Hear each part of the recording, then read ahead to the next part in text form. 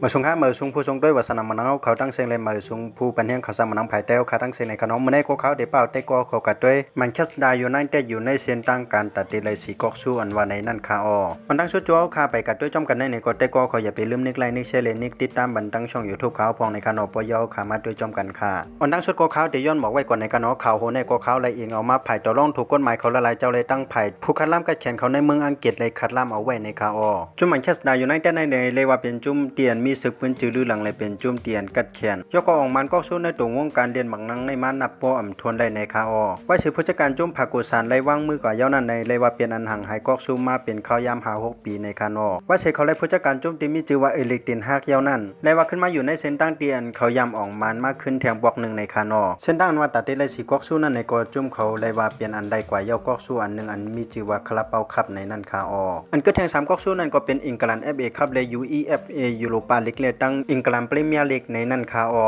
เขาคำมาด้วยกันที่อังกฤษ FA คัพอันตั้งในนั่นคาเนาะว่าเสจุ่มเขาเลยเอาเปเวสต์แฮมกับ3-1ในรอบ16จุ่มนั่นในคอเฮ็ดให้ในขั้นตอนกว่าตาไฟในนั่นจุ่มเขาเตเลยมาแยกกันตั้งฟูหำในคาเนาะเฮ็ดให้ภายต่อรองถูกกฎหมายเลยภายคัดล่ำผู้กัดแขนเขาละลายเจ้าในเมืองอังกฤษเลยถูกยุ่งยองเอาไว้เป็นที่2ในคาเนาะอันไรถูกยุ่งยองว่าเป็นที่2นั่นในย้อนเปว่าที่1นั่นเขาต่างยุ่งยองไว้เป็นแมนเชสเตอร์ซิตี้ตัดเดเลยก็ส่วนในการในเลยเฮ็ดให้มันอยู่นั่นตกอยู่เป็นที่2ในคาออกำแนวคำว่าต่อกันที่อันมีชื่อว่า UEFA ยูโรปาลีกในนั่นคาเนาะในยูโรปาลีกนั่นก็จุ่มเขาเลยเข้าถึงรอบ16จุ่มยาวในคาเนาะจุ่มเลยเอาเปบาร์เซโลนาจุ่มใหญ่ในสเปนลาลิกาในรอบคัดเลือกนั่น4-3ในคาออเป็นสมัยในรอบ16จุ่มนั้นคือจุ่มใหญ่ละลายจุ่มเหมือนจังหนังอาร์เซนอลจูปินตัดลงมาเขาในเซตาก็ย้อนไปว่าในขั้นตอน16จุ่มนั้นจุ่มเขาติดเข้ากันยากกันตั้งเลียเปติดอันเป็นตัวเตียนเมืองสเปนลาลิกาแทงกำ1แลเฮ็ดให้ไผต่อรองถูกกฎหมายเลยไผคัดล่ามละลายเจ้าก็เลยต่างยุกยองเอาไว้ว่าเป็นที่2เหมือนกันในคาออโดยที่1นั่นก็เขาถูกยุกไว้ว่าเป็นอาร์เซนอลในคาเนาะที่2นั่นก็เป็นแมนเชสเตอร์ยูไนเต็ดและที่3นั่นก็เป็นจูปินตัดในคาออ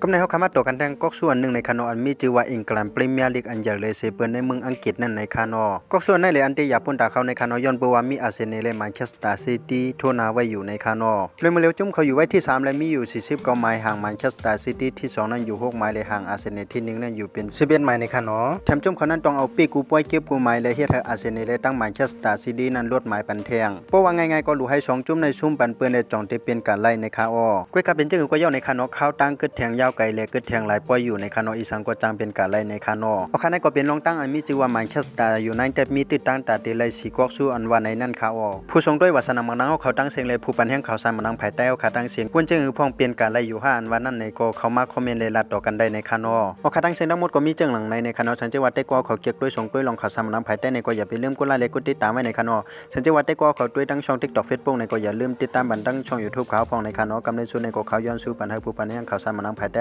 ค่ะอยู่ลิมีเงินทางลีกึกปื้นกันกูก็กูกุนสิกำขาเขาสร้างมังนังภายใต้ใหม่สูงค่ะ